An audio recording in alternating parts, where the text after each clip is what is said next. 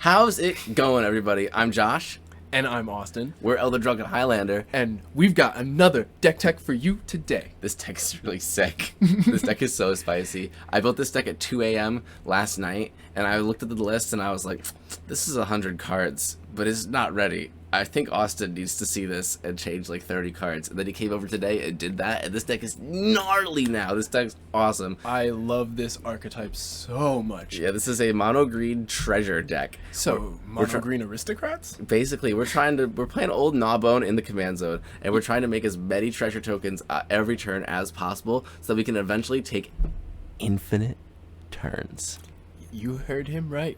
We have artifact synergies and infinite turns in mono green. Infinite turns! And the best part is, it's like easy to assemble. You can assemble the entire combo off of a single creature tutor over the course of like 2 turns. You can get it up very, very, very consistently. You literally just need one tutor. Any of the tutors in your deck, will get you every other tutor in the deck and chain into the entire combo, which I'll explain later. Yeah. But it's a masterpiece. All right. I watched him goldfish it this morning, and it was like consistent turn 4 Gnawbone. Turn 5, I'm probably going to be going infinite turn 6. Yeah, turn 6, turn 7, go and take infinite turns every single time, except for the fact that like usually you've also killed a player with Gnawbone damage by then. Yeah, and then there's a few other dangerous things in here too, but you know, we'll get to those. This deck is absolutely awesome. I loved watching it work, and yeah, it is tell, fast mana incarnate as well. This is a high power casual deck. We're putting all the ridiculous stuff in here. We're playing grinding station combos.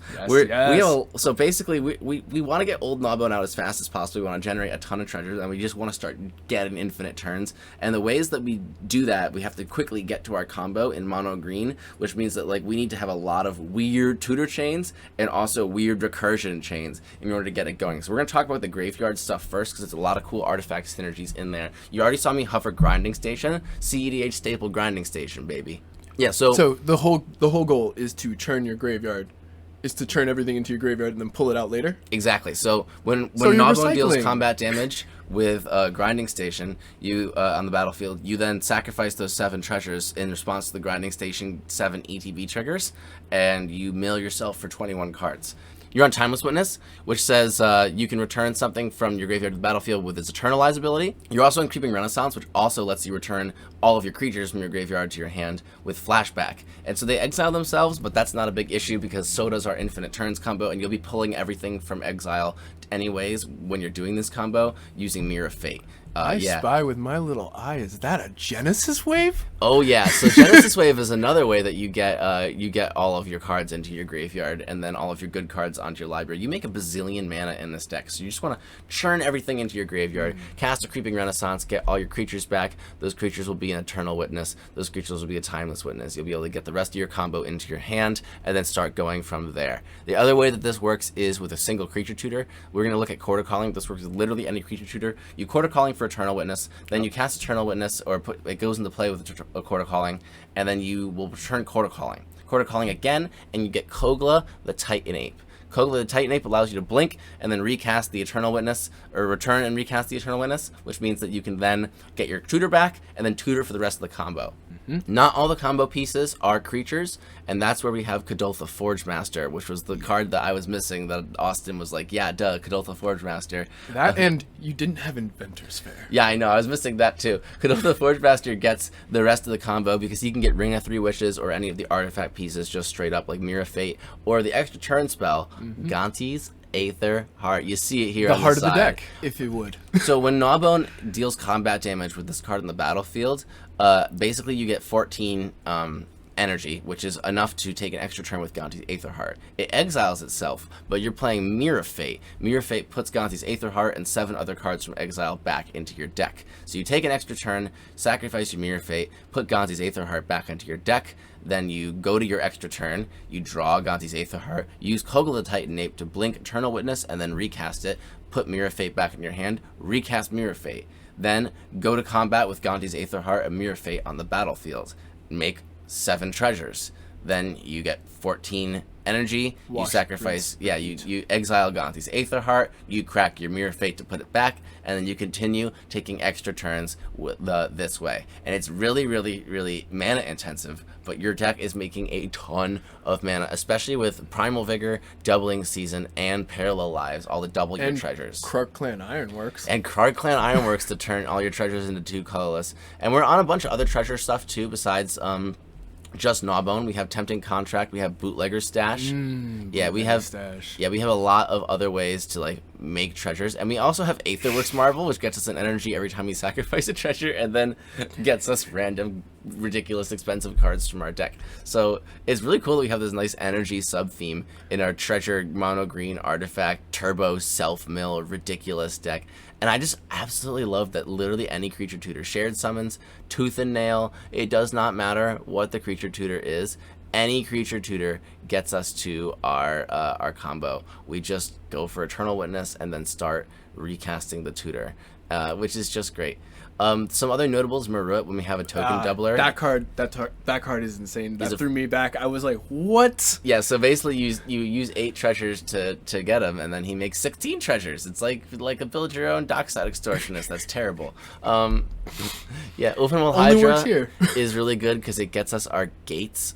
We have a gate sub package because the gates make treasures. This one right here, Heap Gate, makes a treasure, which is actually really useful in this deck. And then he also gets Adventurous Fair and Nykthos and Treasure Vault too. And we have some other utility lands that he can pick up, but mostly he's here to get the Adventurous Fair, because with Adventurous Fair we can get our Kadoltha Forge Master, and with Kadoltha Forge Master and Gnawbone we can assemble every card that we want out of our deck. So it's really sick. Just literally any tutor, any card that lets us tutor for something. If we can tutor for a land, we can get Adventurous Fair, and then get the Forge Master, and then get the combo. If we can tutor for a creature, we can get the Forge Master and get the combo. If we can tutor for an artifact, we can get the Forge Master and get the combo. Yeah. Like, no matter what, it all leads to the same tutor place. For instant or sorcery, we don't have that, but if we could search for Quarter Calling to get the Forge Master and get the combo. And the combo can also just be assembled with the Eternal Witness line too. So there's literally just the perfect recycling machine. Yeah, so with Forge Master we can slow roll it with our commander out, and with the Eternal Witness and a bunch of mana we can just get it boom all in one go.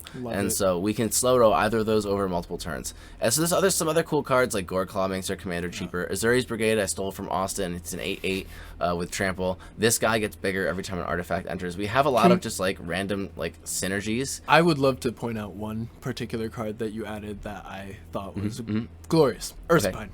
Oh yeah.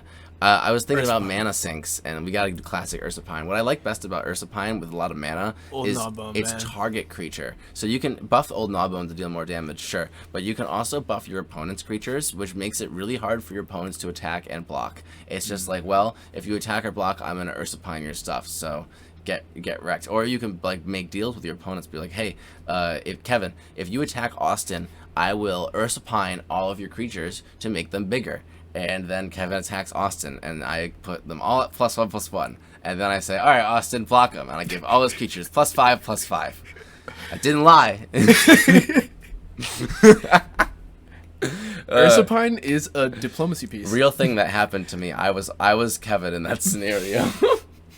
Our friend got me real good with the Ursapine politics play. But I just love Ursapine. It's just a real good fuckery card. And if you got a lot of mana, go for it. We have other things to do with all of our treasures. We have Cloakwood Swarmkeeper, and also the 2-mana slightly better Cloakwood Swarmkeeper, the champion, that get really, really fat whenever we make artifacts. We have this guy. That guy is insane. This is probably the best card in the deck. Definitely, I agree. Whenever an artifact enters the battlefield, you look at the top card of your library. If it's a land, it goes to your hand. Otherwise, it goes to your graveyard. Always put it in your graveyard. Yep. And basically, it says like whenever an artifact enters mill 7, more or less, and put a bunch of lands in your hand, because that's sick. So he's just amazing because not artifact enters, whenever Gnawbone attacks. We have Prosperous Innkeeper. I thought about putting Aetherflux Reservoir in here because there's a lot of ways to gain life. We have Teething Wormlet, we have Prosperous Innkeeper, we have Fangren Marauder, which gets us 5 life every time you crack a treasure. In the Considering pile, you'll see Scrap Heap, which also gets you a treasure every time an artifact is put into the graveyard. There it is right there. And you can see that he put Altar of the Brood in there twice because he wanted to put it in so badly I was the first time. really considering putting in Altar of the Brood. But Aether Flux Reservoir would allow us to leverage all these life gain things to have another way to kill. But I thought it was just, I don't know, it was just way cooler to do extra turns. But honestly, you have a 7/7 in your command zone. You have a lot of just really fat creatures that you beat with, like Molder Beast here, which is just, if you untap with a bunch of treasures and Molder Beast, someone dies. And you make a lot of mana. Yeah. This deck is super fun. Yeah, you just gotta beat someone down most of the time, and the combo is kind of just like probably how you'll finish the last player or maybe last 1.5 players off. It's just, this deck is just mono green Value Town beat down, and it's just awesome. Look at this guy. This is sick. Academy Manufactor plus Kuldotha Forge Master is like peak. Straight up peak. Yeah. Oh, and the last thing I want to talk about is Iktakik. He makes a golem. There are no other golems in our deck. He's just there by himself. Yeah, exactly. Those two will get swole, and whatever else is an artifact will also get swole. Yeah, whenever we crack a treasure or any other artifacts go into the graveyard, he gets a counter, and the golem that he makes gets a counter. So that's two big fat fatties, and we like big fat fatties because if we can make them connect, then boom, that's free money. That's easy damage. Some cards that I left out too. Speaking of making them connect, I left out the unblockable lands, the lands that make your creatures harder to block. He's got flying. Yeah, he's got flying already, and I felt like the gate package was cooler and more important. If you think that you're going to run into a lot of flying blockers that Old Gnawbone won't just like fucking eat, yeah, then I don't know, maybe run Rogue's Passage. But the way I see it, you're spending 5 mana because you have to tap the Rogue's Passage to get 7 treasures, so you're going +2 mana, and at that point it's like, I'd rather just force a block. Exactly. So, like, yeah. I think let Old Gnawbone do her thing. Killing a creature is worth 2 mana. Most people probably won't even block her because it's easier to just kill her. Yeah, and then we have a bunch of draw cards, so we can draw 7 from Gnawbone. We have Garruk Primal Hunter, and we have Soul's Majesty, and some other stuff that do similar things like that. And that's basically the whole core of the deck. A ton of mana ramp to get the guy out early. A ton of things to incidentally make treasures. A ton of creature tutors. There's a board wipe in there, because decks should have board wipes. And then just like some mana sinks, and that's more or less it. We're trying to play Old Gnawbone, kill a man, and then combo off and kill two more people. I appreciate that you have the guts to run Primal Vigor. Yeah, well, I figure like I don't normally run Primal Vigor because I don't even think Doubling Season is good, but I think this deck makes such incredibly good use of token doublers that even Primal Vigor is worth it. The fact that this card is $35 is just like, come on, guys. They just didn't want to reprint it, but it would be such a fun group hug to be reprinted. It's like not a great card, but in this deck, when you're making 7 treasures a turn, you're just winning. I'll take Primal Vigor, 14 mana in my second main phase. Like I said, this deck just uses with 1 creature tutor and infinite mana. It'll just go take infinite turns. So like the more mana you have, the better. Yeah, don't let Old Gnawbone. Actually, no, don't let anything connect. I thought about running other mana doublers in this deck too. Like maybe I should be running Mana Reflection to make the treasures tap for 2. Because then all your treasures tap for 3. Yeah, okay. They tap for 3. You know what? We're gonna do the classic thing that we do in our videos and add Nyx Bloom Ancient to the deck. Like that is. What other deck can you think of that really truly deserves a Nyx Bloom Ancient? That's more or less the deck. That's the entire deck. I've been goldfishing it a lot today, and I really, really enjoy it. I'm probably going to print this deck out and play it because I'm secretly a mono green bullshit addict, and this deck is awesome. Let's be real. Green does whatever you want it to do as long as you're willing to think about it. This deck is just awesome. It's too bad it costs $1 million. This is the type of deck where it really needs its expensive cards, so if you wanted to play something like this but cheaper, you just gotta proxy it. Proxy. I mean, I guess we'll quickly talk about all these expensive mana rocks are the reason it costs $1 bazillion, and you can cut all these expensive mana rocks for things that put lands into play, and it'll just be slower. But like honestly, and it'll still function essentially the same. This can be a card that just puts lands into play.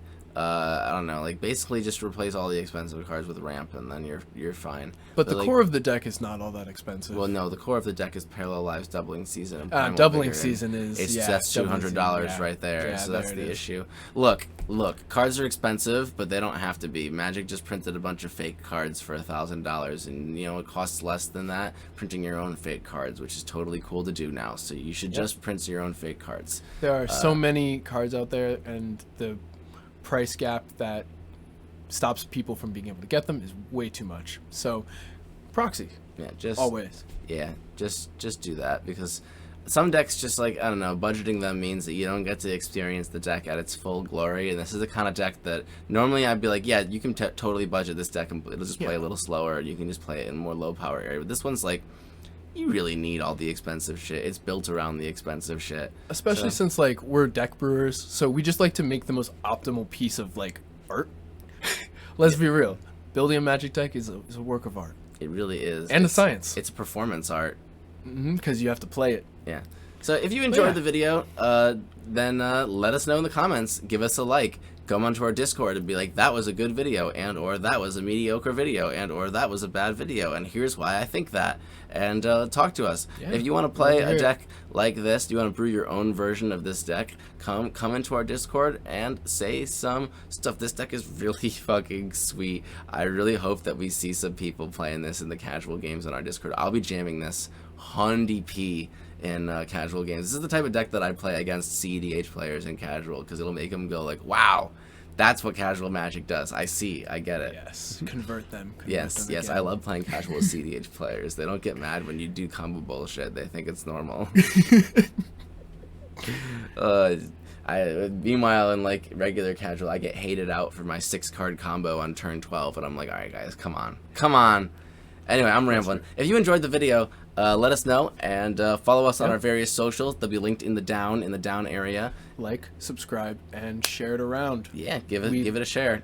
We love to hear it. Send the deck list to your friends. Play the deck list. Beat your friends with it, and then be like, well, you know where I got it was these guys. You should steal their decks too, because a deck of 4 Elder Drunken Highlander decks, or a pod of.